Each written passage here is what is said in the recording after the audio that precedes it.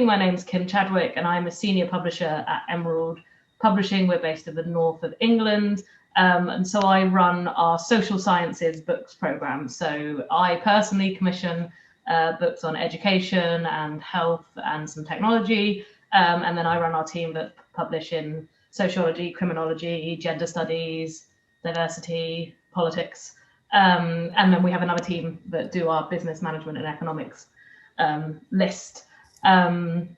So I'm going to talk about publishing for an academic and a non-academic audience. My first slide is about an academic audience, but I'm going to kind of whistle through that because it's the slightly more standard one and mainly talk about publishing for a non-academic audience because that's probably more interesting.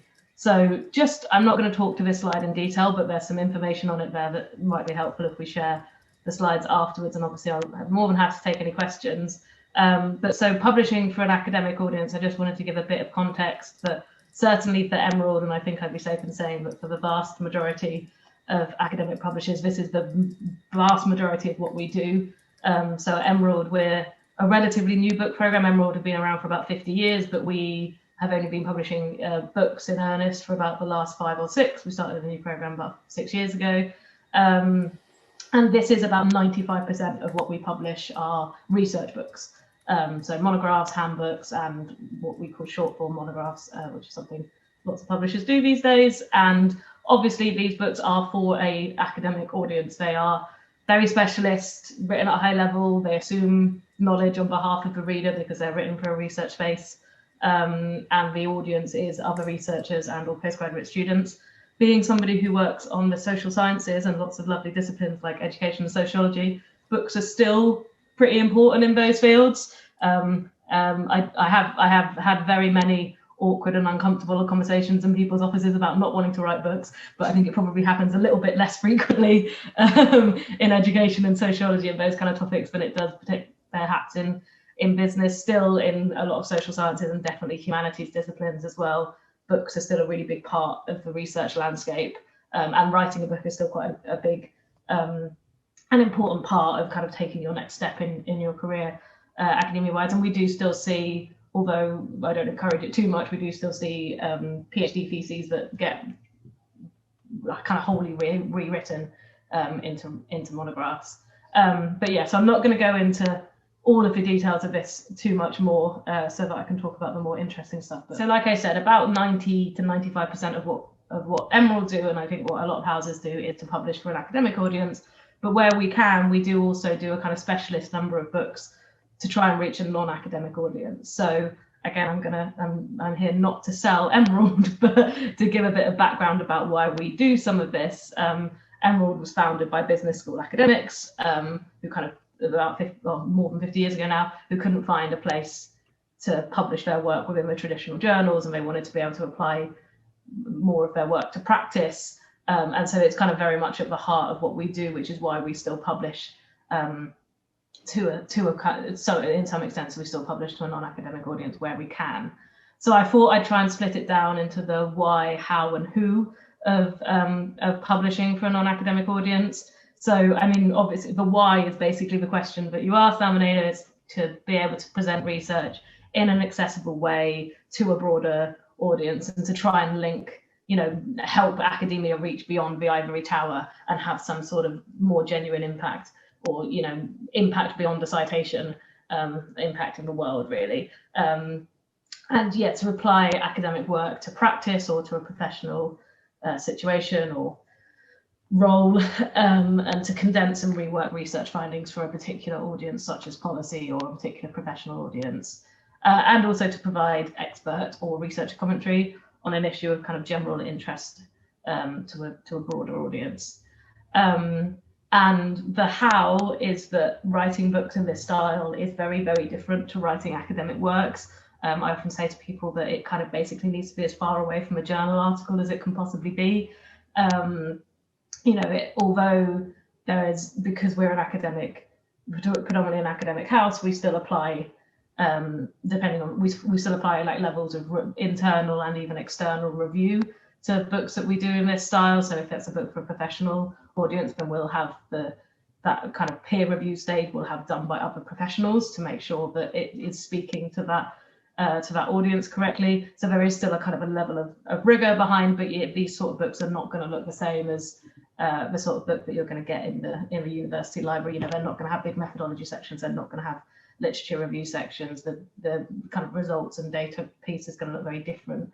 And it often is very sensible to write with a specific audience in mind. That audience can be a big audience. It can be HR professionals or mental health nurses. It could be a big audience, but to write with that specific audience in mind so that it's written in the right tone for that readership.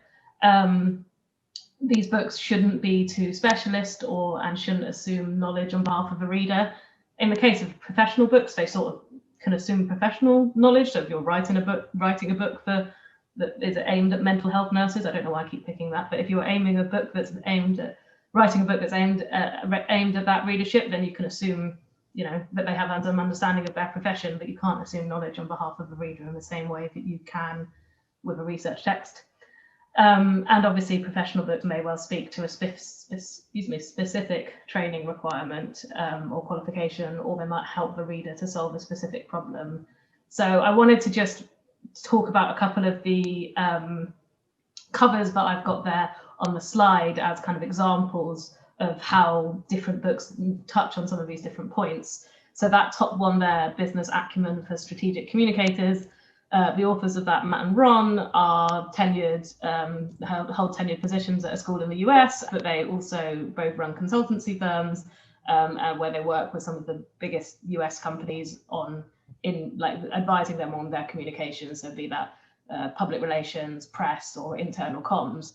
And so they've used their kind of years of experience in consulting and also their years of academic research to kind of write this primer. We're calling it a kind of guide. It's almost a kind of cheat sheet for communications professionals. So the idea is that if you perhaps find yourself in a communications role in a company and you've maybe worked your way there in a kind of non-direct route, or maybe you started out with that company in an entry-level role and you've worked your way up and you want to kind of progress your career, but you haven't been to business school, so you don't have some of the kind of understanding or some of that kind of knowledge that you would gain from an MBA or similar, and you don't have that business acumen. This book is meant to be a kind of cheat sheet to get you there. So I think that's a good example of kind of condensing condensing research and consultancy work for a particular audience, and also to kind of helping a reader solve a specific problem. So I think that's quite a nice example of publishing for a non-academic audience. And then the other one that I wanted to briefly mention now is that autonomous driving book with the fun little car cover. So that book was co-authored by some professors at a university in Germany with one of the vice presidents of Audi. And the book was based on a research project that was done between the university and the research and development team at Audi about the future of autonomous vehicles, what that might mean for the automotive industry, but also what that would mean how that would change the shape of our understanding of the world and how it might change, even what cities look like because of road structures and that sort of thing. And so that book, again, that kind of crossed over between a kind of professional book and something that's of interest to a general audience. And so it was kind of written in a very open and accessible style so that anybody could pick it up, but it's also obviously very applicable to anybody in the automotive industry. And we published that book a couple of years ago, and it was quite helpful because I think the week that book published, there was a test drive that was done by a Tesla vehicle in the desert somewhere in the US that crashed into a wall. So that really kind of helped our publicity for that book. But so then the kind of who, and if you're somebody that's interested in writing a book that kind of reaches beyond the academy, so particularly for anything that really is kind of squarely aimed at a non-academic audience, if it's aimed at a professional audience or if it's aimed at a kind of general readership audience, then a publisher is always going to be looking to see that the author has some experience already writing in that kind of style and writing for that particular audience. Obviously, everybody's got to start somewhere, so everybody's got to do their kind of first book on that topic, but the sort of things that we'd be looking for is whether you've maybe written any op-ed pieces, if you've written for sites like The Conversation or Psychology Today, or kind of relevant kind of online magazines, that sort of thing in your field. If you have a blog, that's great. Publishers will also kind of often refer to what an author's platform is. So we'll be looking at seeing kind of if you've got a good online presence, maybe you've got your own website, or you've got have good engagement on Twitter, or you've got a really good active community that you speak to regularly on LinkedIn. You might do speaking opportunities like webinars, or speaking at conferences in a kind of pre-COVID and hopefully post-COVID world, and any connections with key associations or professional bodies. That can be really important for professional books. If if you're writing a book for example, that one up there on communications, if you're writing a book for communications professionals, then it can be really important to have some sort of links that you can, so that then you can help your publisher as well. Like, your publisher is going to obviously be doing the marketing and the press for you, but if you've got any connections that can help your publisher get into a field or get into a professional body, they're probably more likely to connect via the author than they are directly via the publisher in a kind of hard sell sense. And then just the last point on that I wanted to mention is that we do quite a lot of books that would be written from kind of joint authors from different areas, so trying to bring policy, profession and research together, or even policy and research together. So the bottom book on that slide, called Educating Tomorrow, is a nice example of that. So that's a kind of slightly utopian book that looks at what the future of education could be if we built it from the ground up, and tries to take some of the learning from the kind of mass shutdown of education systems this year during the height of the pandemic, to imagine what we would do if we could do things better. And that the authors of that, one of them is a senior professor at a great school here in the UK, and the other one is a head teacher at a primary school in London. So they kind of try to bring both his academic experience and her professional experience together to write something that could speak to a broad audience and anybody who's kind of interested in reading that. So then I will whiz through this. I'm absolutely not trying to sell you any of this book. This is not a sell. I'm just trying to use these as examples of the sort of books that Emerald do in this thing and how we do these, which I think can hopefully be indicative of what other publishers do as well. So for us, a lot of the sort of books that we do that reach to a non-academic audience, we do in series that we specifically set up for that purpose.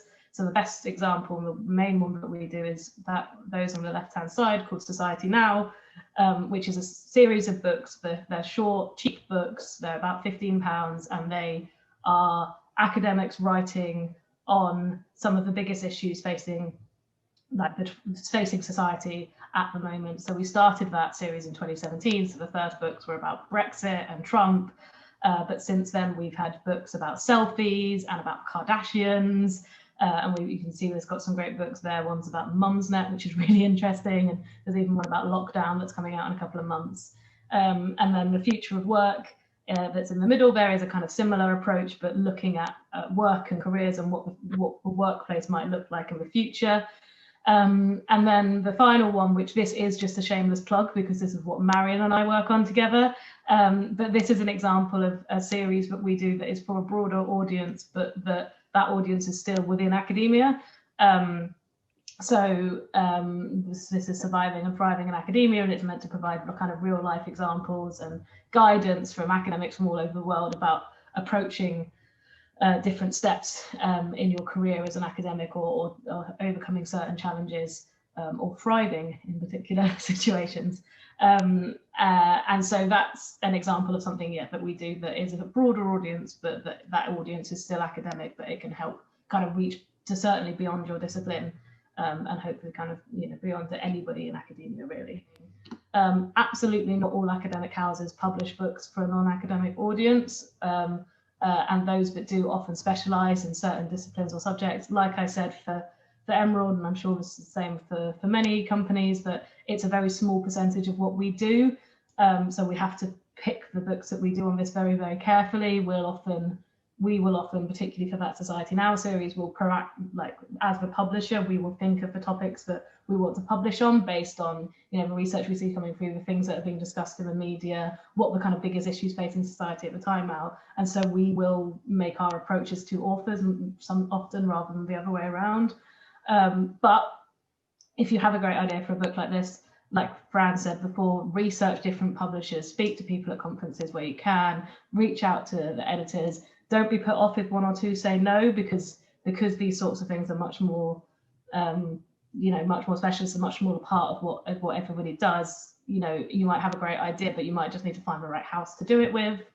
Like I said on the last slide, the audience is really key for these kind of books. So not only does it really help if you, the author, have really good connections with the potential audience, but the audience also needs to obviously be of a suitable size to make the book viable for the publisher. Most of these books are very cheap because they have to reach that broader audience, and so they need to be, but that means that they need to have a big audience size in order to make them viable for the publisher. So if you've got a great idea for a book that's for, you know, PR professionals in Swansea, it probably needs to be a bit broader than that in order to make the audience viable. And then just finally, and this isn't trying to be too defeatist, but we have 1 minute can help you reach an audience outside of academia, they are very unlikely to get you at the top of the Sunday Times or the New York Times bestseller list. We're not going to make you the next Bill Bryson or Yuval Noah Harari, the author of *Sapiens*, or Brian Cox. You know, we are academic houses, and we can reach into these audiences where we already have links, or where it's, you know, where we can leverage the networks of the author as well. But we don't have the huge press machines behind us that commercial publishers do. You know, we don't advertise on the London Underground, for example. So if you want to publish a book that you think is, you know, going to set the world on fire and that it's going to be the next *Sapiens*, or, you know, something like that, and you want it to be in the window of every local bookshop or every Waterstones in the country, and don't take it to an academic house, because we won't be able to help you get there. But we can absolutely help. Many academic houses can absolutely help you publish a book that can be really successful and that can reach beyond academia.